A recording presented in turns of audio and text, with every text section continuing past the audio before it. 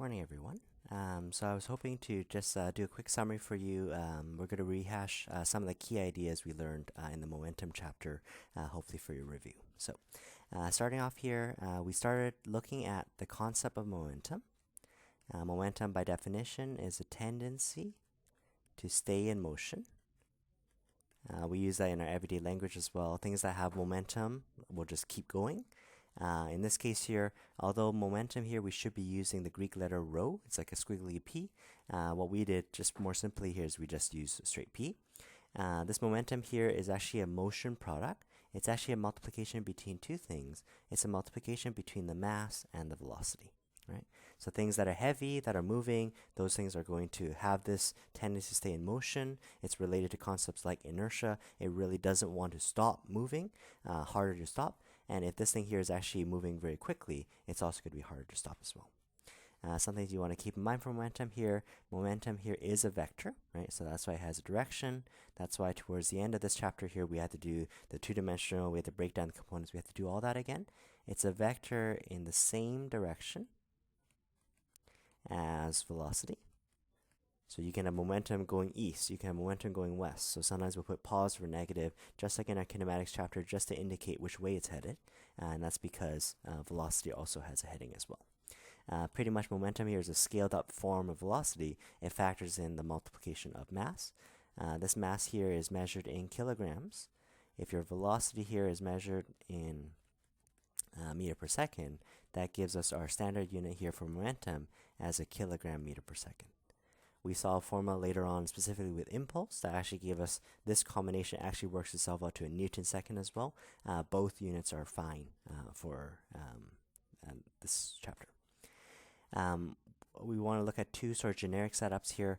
Both generic setups here look at this notion. This momentum quantity here is actually conserved. So momentum conservation. So whenever we have a conservation law here, essentially it says this momentum cannot be created or destroyed. We use this to analyze sort of collision style problems. Whatever momentum that comes into the problem, although it can be transferred and passed between objects here, the total amount has to be unchanged. So momentum cannot be created or destroyed, but it can be transferred between objects. And just to give you just the two basic setups here, the first one is it's conserved through a collision. So I can have one thing colliding with another thing here. All the momentum coming before the collision, let's say momentum before, has to be all the momentum after. I'm going to walk you through one of those examples here.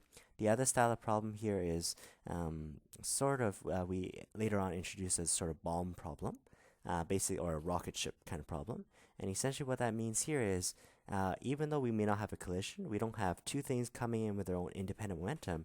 Maybe I'm just one object and I'm just sitting there. But if I end up separating into multiple different pieces, momentum still has to be conserved. We can also say, let's say, P in equals to P out. Sometimes they try to scare you away and they try to put a sigma symbol. Sigma just means add up all the momentum. The total before has to be the total afterwards. This is actually where we get a sort of recoil kind of problem. If you imagine this was a gun or a projectile of some sort here, as I fire something to the right, I'm giving the bullet here some momentum to the right. The recoil is actually the force that I feel. Because forces are actually equal and opposite, I feel, to conserve momentum, I feel a push going backwards. Now the bullet is going to fly really, really quickly forwards because I'm a much larger mass hanging onto this gun here. I'm not going to accelerate as quickly going backwards, right? So those are the two main styles. In both cases, however, we just have momentum conservation. So let's just work through a quick problem here. Collision style problem. Let's deal with a car colliding with maybe a truck again here. I have a 5 kilogram car. It's traveling forwards at 6 meters per second. I'm going to get it to collide with the 8 kilogram truck. This one here is also going forwards at 1 meter per second. Right? So this time it's not a head-on collision, but unfortunately the 5 kilogram just sort of catches up to the 8 kilogram. 6 is going to make up the difference. The truck is only leaving at 1 meter per second. Right? So that's the before. I do need to tell you about something about the after, because this one here could stick together. It can be anywhere along that spectrum of being elastic. This time what I'll tell you here is my 5 kilogram car continues moving forwards at 2 meters per second, right? It's transferred some of its momentum over to the truck, and the question here is, what velocity does the 8 kilogram car go off at? We already intuitively have some feel of this problem here. Well, based on these numbers here, because the 5 lost a little bit of momentum, we would expect this guy here to actually go forward. Even though that's a guess of ours here, let's just work our way through the math. For these problems here, we started off looking at momentum conservation. So we have P in is equal to P out. Essentially, every object that I have has momentum. So therefore, I'm going to do an m times v for every single object. So I'm going to go an m1 v1 plus an m2 v2. This has to equal to an m1 v1 final plus an m2 v2 final. We saw that for an elastic problem, your masses actually added up. So I just had one term at the end, m1 plus m2, traveling at some total velocity. But that's fine. Let's punch our way through the numbers. I have a 5 times a 6 plus an 8 times a 1. I'm just going to show you these values here.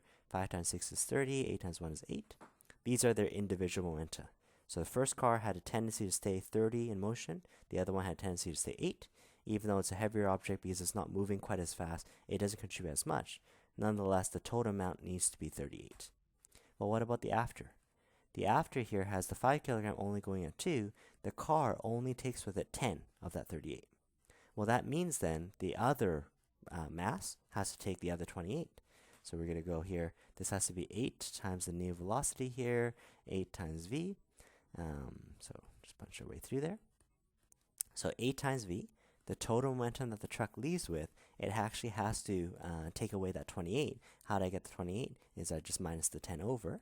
That way we still have conserved. We had 38 before, we still have 38 in total afterwards. But this is a motion product. This is a total tendency to stay in motion because my mass is actually 8. What's the speed I need to leave at? 28 divided by 8 gives me a speed of 3.5. Alright? So there you go. That's how you predict it here. Velocity here is positive, so we know it ends up traveling in the forward direction. Momentum is always conserved, regardless if we're an inelastic or an elastic problem.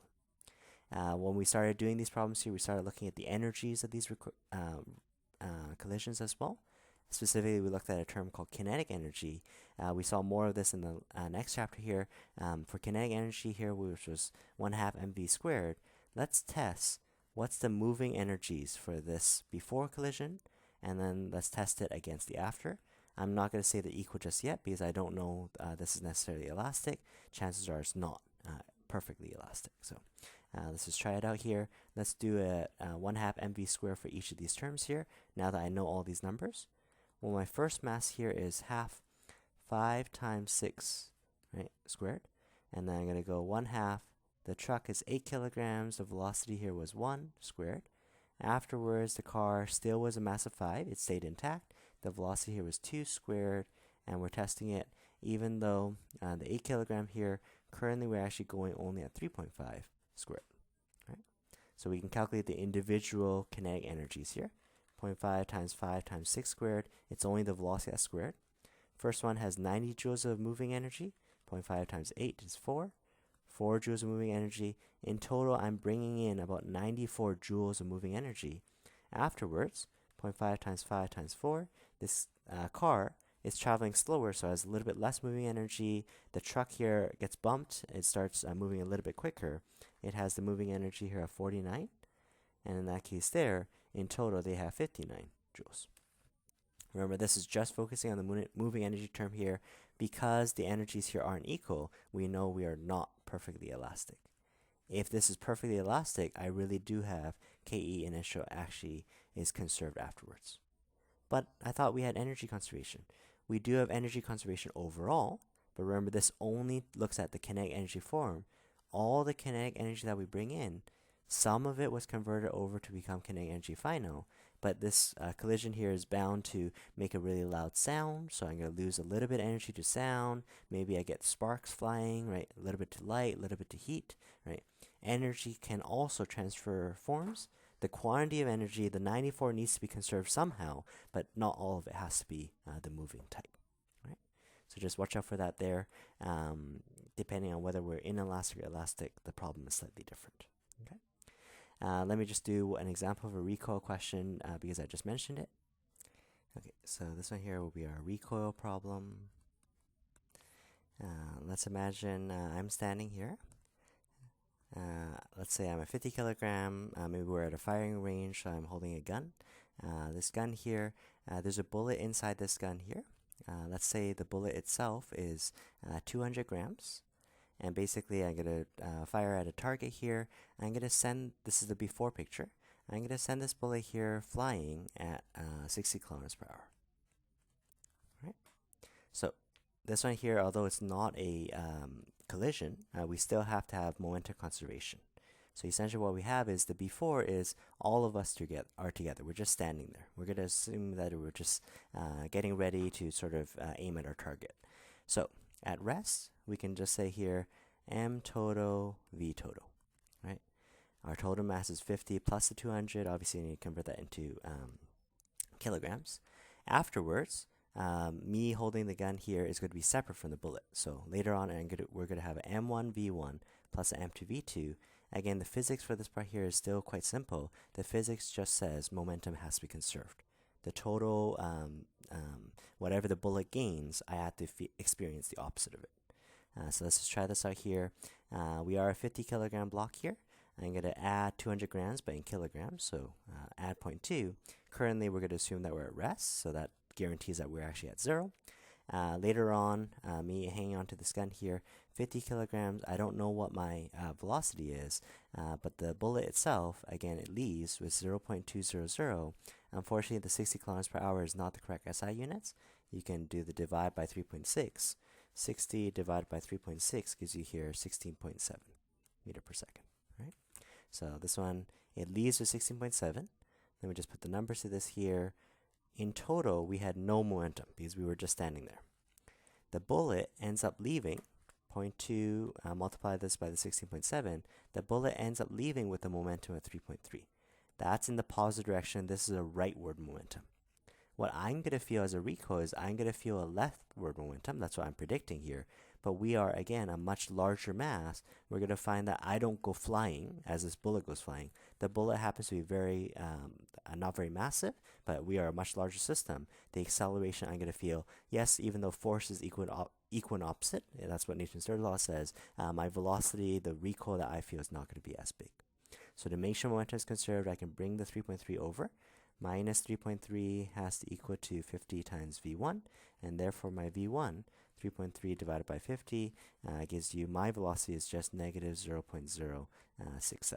Right?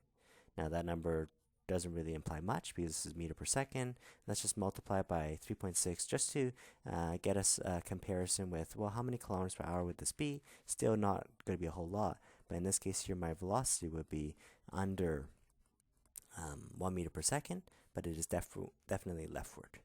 So in this case here, because of momentum conservation, as this bullet here goes flying to the right, I'm going to experience a little bit of a push backwards, and because I'm a much larger mass, I'm going to have a recoil that's a little bit backwards.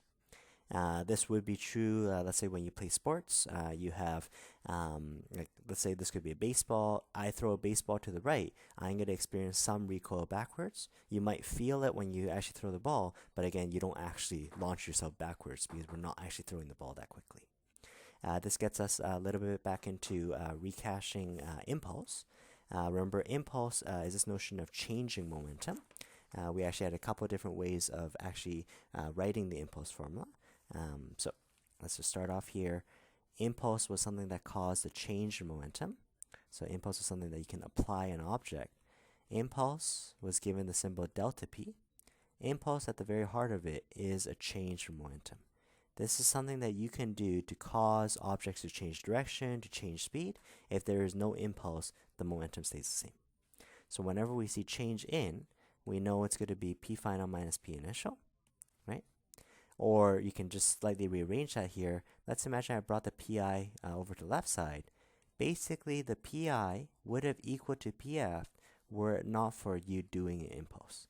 And an impulse is something that you can, I can use a bat and I can hit this baseball back the way it came. It's the impulse that causes a change in momentum. Now, how do we keep that rationalized with, well, I thought momentum needs to be conserved. How can momentum change? Well, again, when we had said momentum can be transferred, it can change from object to object. However, because forces are equal and opposite, we're going to find impulses also equal and opposite. Whatever impulse that, let's say, I use to cause the baseball to actually go forwards, I'm going to experience the equal and opposite impulse going the reverse way, so that overall the total momentum actually stays conserved. So sometimes when you deal with this impulse problem here, remember we looked at problems where we had an object, it was sliding towards a wall maybe. Basically, the wall has no influence on the ball until the ball actually touches the wall. That's the before picture. Maybe afterwards, this ball here ends up going backwards. So what has the wall done? The wall, once the ball has actually physically touched the wall here, the wall has actually brought this ball here to a stop. It has to get rid of all your momentum. If this ball here actually rebounds, the wall actually needs to push hard enough to actually change the momentum so the ball can actually go in reverse as well. The wall is doing everything. Again, that's a situation where it looks like, oh, momentum is not conserved anymore. The ball suddenly changed from going rightward and now it's going leftward. If I could somehow track what the wall feels as well, the wall actually feels equal and opposite, and it's going to make sure the total momentum is unchanged. So a couple of different formulations for impulse. If you know the momenta, m times v, you can just go mv final minus mv initial, no problem. We can actually just sort of rearrange this a little bit here. I know my p is equal to m times v. More often than not, like in this style question, the objects that we're looking at stay intact. So I had the same mass before. Even after I bounce off the wall, I'm going to stay intact. So what usually happens here is I can pull the m out of the formula, and here we actually see a little bit better. Basically, our momentum is a scaled up form of velocity. If you can tell me something about how the velocity changes, I just multiply the mass, and that actually tells you the momentum. All of these formulas are in your formula sheet here, so momentum can be expressed as m delta v. Probably the more useful formulation here is actually Newton's second law. Remember in our forces chapter we had said F net equals ma. F net equals ma is a slightly derived form. When Newton actually derived it here, we did the derivation during our notes. He actually found that it was actually impulse was force times the contact time. Right? This is actually where we get that different set of units here. Force is measured in newtons, the time is measured in seconds here, and therefore impulse, change in momentum, can also be measured as Newton seconds. Right? So both kilogram meter per second can work, or a Newton second, those are the same. I like this formulation of it here. Imagine we were playing hockey. I had a hockey stick here. The puck is passed towards me. I cannot influence the puck until the puck actually touches the stick. But when the puck is actually in contact, then what I can do is I can apply, this is referred to as a contact force. I'm actually physically pushing on this puck here. What we're asked to do in sports here, we're asked to follow through with a shot. Basically what we're trying to do here is, as I follow my swing through, the puck is actually going to touch my stick for longer periods of time. My stick swings a little bit forwards, the puck is still touching. The stick swings forward as I follow through, the puck is still touching a little bit here. And basically what I'm doing is I'm increasing the amount of contact time. I'm increasing the time I can influence this puck here. You may actually just be swinging with an equal amount of force, but even if you can have a smidgen more time that is actually in contact, that's going to result in a harder shot. So in this case here, this one here is the force that you apply. Again, this is a contact force. It's only when the puck is actually physically touching your stick. This T here, it's not the time it took to actually reach me, right? I'm not influencing the puck at all until it actually touches the stick. This T here is usually referred to as a contact time. This one here is usually on the order of split seconds, microseconds, something like that. And basically, if I follow through here, I increase the microseconds just by a little bit more. My force can influence the ball just for a little bit more impact, and therefore it's going to change momentum more. Right? Lastly, what we did here, that was the essential idea behind these physics problems. Lastly, we switched over to two-dimensional momenta questions. So we'll just review this here in terms of just some practice problems. First one will be similar to that sort of bomb style problem. Let's imagine I have a 20 kilogram bomb. For some reason, this bomb here is actually moving at 10 meters per second. Right? So it's going to head off this way. This is going to be a top view problem. So I'm looking down on this bomb here. That's the before. I need to be told something about the after here. In this case here, the after, this 20 kilogram bomb separates into a 5 kilogram going northward 7 meter per second. And then there's a 6 kilogram piece that ends up going rightward at 4 meter per second. My question for you here is, what is the mass of this third piece? Intuitively, I would imagine, I'm guessing, well, the V3 should be this way, right? Intuitively, oh, it should shatter, it should explode in all different directions. But do note that we're actually heading forwards. We're going to go through the math here and we'll figure out what's actually going to happen here. I would encourage you just to pause the video, try it out for yourself. When you come back, you can check your work. In this case here, our physics for all these two-dimensional problems is easy. P in is equal to P out. However, because we have our x and y again, we have to break up our components. Essentially, what we're going to do is one by one. Let's look at our x first. Basically, our momentum in the x in has to be equal to the momentum in the x going out. Because I have three pieces, I'm going to say P1x, P2x, P3x. Right? Initially, I actually have some x momentum, so this is a m times v. This is a m1 v1x plus m2 v2x plus m3 v3x. I'm doing more detail for you here. But remember, we are only focusing on the horizontal right now. So I'm at 20 kilogram, great. My 10 meter per second is perfectly horizontal. That's positive 10 to the right. Let's say this 5 kilogram is my mass 1. Although it is going quite quickly at 7 meters per second, that's perfectly in the y direction. So my mass here, 5 kilograms, has no x velocity. My 6 kilogram piece here flies off at 4. That's going to be a positive. How do I get m3? Mass is also a conserved quantity, so if in total I'm supposed to weigh 20 kilograms, I break up into a 5, a 6, and something else. 20 minus the 5 and the 6 tells me my total mass here is 9. What does my v3x have to be so that the total momentum is conserved? So let's just do this here. 20 times 10 is 200. That's the total positive momentum that this bomb was flying in at.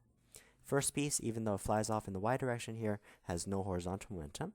Second piece has 24. What does the third piece have to take? So momentum is actually conserved.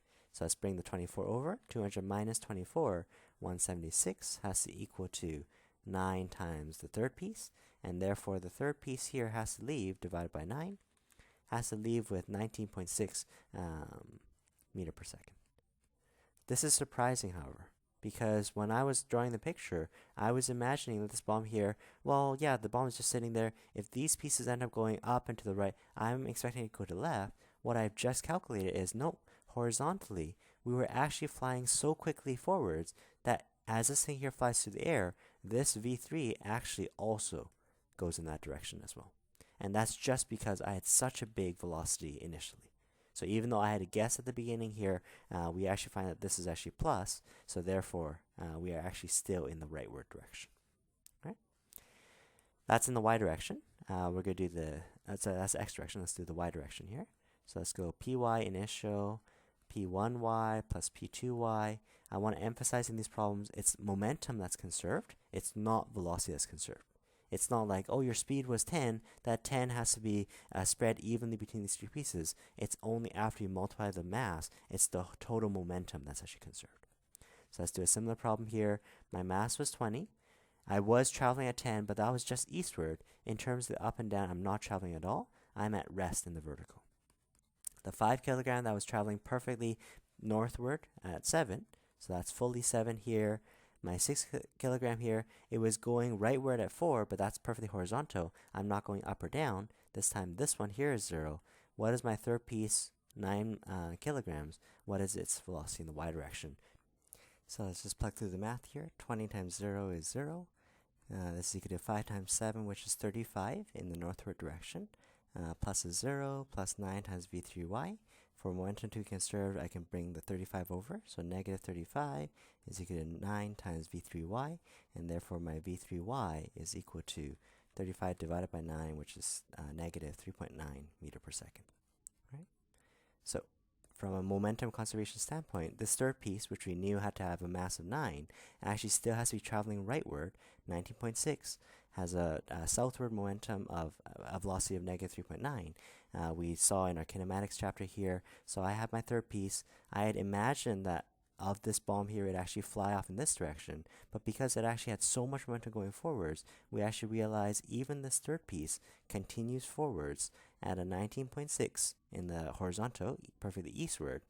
Negative just means southward, so I'm going to do the downward arrow, positive 3.9 is fine, and we can do our Pythagoras to put it back together.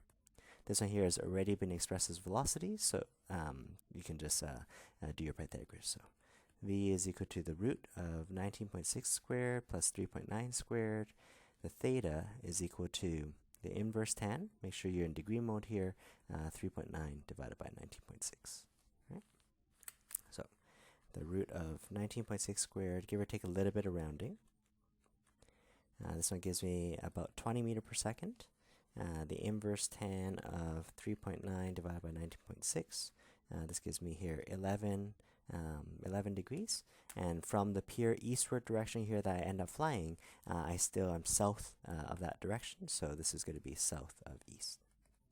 Right?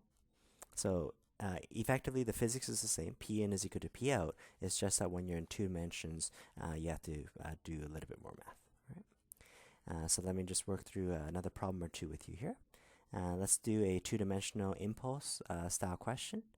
We still need to break down the components as you know. So let's say I'm playing baseball. So I'm going to have my bat ready. We have a 300-gram baseball. It's currently coming towards me at 50 kilometers per hour. Just for argument's sake here, let's imagine the baseball just goes straight on. I'm not going to worry about the little bit of arc that gravity makes with it. What I'm going to do is I'm going to supply an impulse. And when I supply this impulse here, I'm going to supply the impulse of 5 kilogram meter per second. And I'm going to do it slightly at an angle. So I'm going to hit it with an impulse of 5 kilogram meter per second. And I'm going to launch this baseball up just slightly. I'm going to launch it up at, let's say, 40 degrees. Right? So that's my hit. There's no guarantee, because the baseball here was actually heading towards me, there's no guarantee that the ball necessarily follows my trajectory. It may actually follow a little bit lower trajectory, it may follow a little bit higher trajectory. My goal is to find what is that P final supposed to be. Right? So, whenever anything is not in the correct SI units, you want to convert it first. 300 grams here is basically 0.3 kilograms. 50 kilometers per hour, we do the divide by 3.6. 50 divided by 3.6 gives you 13.9. I'm just going to roughly round that to 14 meters per second here. So that's how the situation is set up here. I need to break it down to the X and Y. Unfortunately, my impulse, which is 5, it's being applied at an angle. So let's imagine this is how hard I swing, 5 kilogram meter per second. It's at 40 degrees. How much of that impulse is actually X, delta Px, and how much of it is actually Y? The X is going to be 5 cosine of 40. The delta Py is going to be 5 sine of 40. Right? So 5 cos of 40 gives me here, the impulse supplied is 3.8, just horizontally. 5 sine of 40 gives you 3.2 vertically. Because we need to do direction here, I'm going to use my convention, sort of right and upwards or positive. That means the only thing that has to be negative is actually this 14. That actually implies leftward. And now I'm ready to do, again, my XY problem here. We have, in terms of our horizontal, we have, basically you could start off delta P is equal to P final minus P initial. I'm just going to rearrange that here. So therefore, if you're interested in PF, the PF is basically PI plus the delta P, right? The momentum would have otherwise been conserved had it not been for you trying to apply this impulse. So let's do it in the X direction first. In the X direction, I had the ball weighing 0.3 kilograms. It was currently flying towards me at a at a velocity of negative 14. My horizontal part of the momentum is 3.8. That's in the positive direction. So let's just calculate the number here. 14 times by 0.3. So currently it was flying towards me with a tendency to keep going leftward at 4.2. I supply an impulse of 3.8. Right? Now I notice my impulse here isn't actually all that great. So we just did the math here. I have a negative 4.2. I basically minus off well, I kind of compare it with 3.8 here, and that still leaves you with a negative 0.4. So what does that tell me? So when you actually swing this bat here, you're trying to swing it forwards. You're trying to get it to go in the rightward direction. However, this momentum here still ends up going in the negative direction. you still are aiming this way here, but you don't get enough of it to actually hit it back the way it came. The ball here, it sort of skips off your bat. It still travels backwards. That's what the negative means. It's still leftward at a momentum of 0.4. Let's figure out the y momentum here. This should definitely go higher because initially we assumed that it just came in flat. The final velocity in the y direction is going to be the p initial in the y direction plus the impulse in the y direction. Well, initially, again, we had simplified things. Let's pretend it was just coming straight at me. It was not going up or down. So I'm going to start off with a y momentum of 0. I have a 0.30 kilogram object not going up or down, and I then give it an upwards momentum of 3.2. Right. So in that case there, 0 plus 3.2, just leaves me with 3.2. I will end up leaving with a momentum going upwards. So let me just redraw this picture here. The ball here actually came towards me. It was flying towards me. We had been under the impression that it comes straight at me. I definitely do my best, and I actually just sort of swing at it. I try to get it back the way it goes. And what we actually find is, based on the numbers, no, this ball here ends up skipping off my bat. It ends up continuing going in the reverse direction, negative 0.4, and it actually skips upwards at a 3.2. So this ball here ends up going in this direction here. This one here so far is still just momentum. I might be asking you, well, what's the momentum of the ball when it leaves? You can still do your Pythagoras. The total momentum is the root of 3.2 squared. You can just do the 0.4 as positive because I already dealt with negative means to the left. Figure out what that momentum is, and the theta, the inverse tan, as it skips off my bat. I didn't swing hard enough to actually send it back the way it came. Let's do the root of 3.2 squared plus 0.4 squared. Right, that gives me total 3. I'm just going to give you another decimal place. Just see, it's a little bit more. Right, it just has a little bit of x momentum, but this one here is a diagonal now. 3.22 kilogram meter per second, or Newton second. And then in terms of the angle, the inverse tan of 3.2 divided by 0.4 gives me here 83 degrees.